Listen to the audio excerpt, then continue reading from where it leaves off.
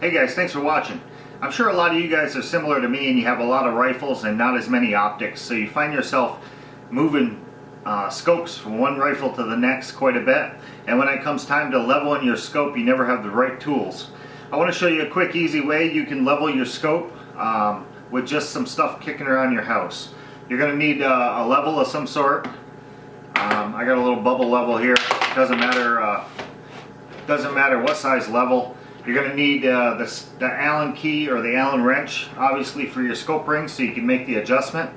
You're going to need, I use fishing line, but you can use thread or whatever you got, and some sort of weight on the bottom just to make a plumb line. And I spray painted it black so it's visible against the wall. If you have dark thread, that'll work too. And just a tack. I'm going to tack this to the wall. The gravity is going to make it fall, obviously, so it's perfectly vertical. And you're going to need a flashlight, and that's about it.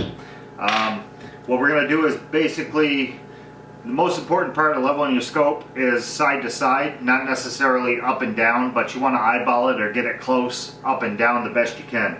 What I have is just some books. I'm going to prop this up and then put my level on the rail here, and I look pretty good right there. So we got everything laid out here. We got our rifle set up. We propped up the back so we have the up and down somewhat close, and our side to side is good. The side to side is what we're most concerned about, and what's got to be as close to perfect as possible. We got our tools laid out here, not a whole lot. Flashlight of any size, whatever size wrench you're going to need for your scope rings to tighten them or loosen them, and a level. I got my fishing line with my weight on the bottom and a tack, and I'm just going to tack this to the wall here.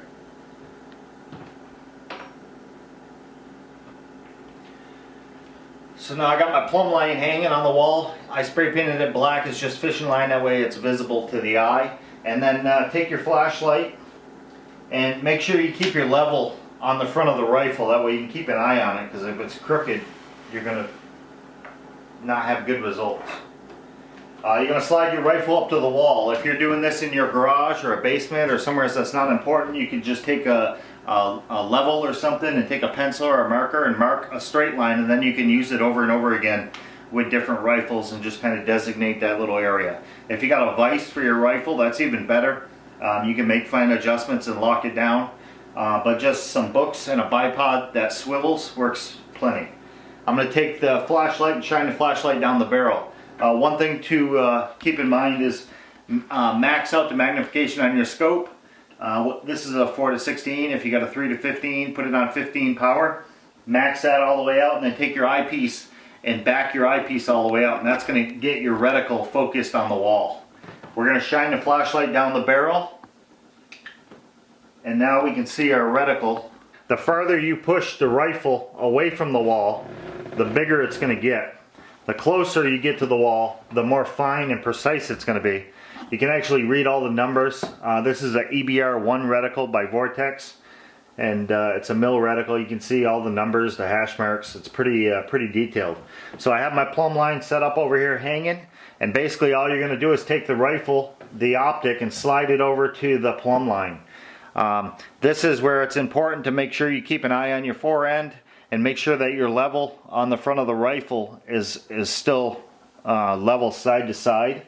I've already adjusted this scope, so I know that it's straight up and down, so I don't have to worry about it. But if you got one of these on your optic, after you level your scope on the wall, you can just make the adjustments on your bubble level, tighten that down on the outside of the scope here, and then everything's perfectly squared up. So just a quick tip I thought I'd share with you guys. Thanks for watching.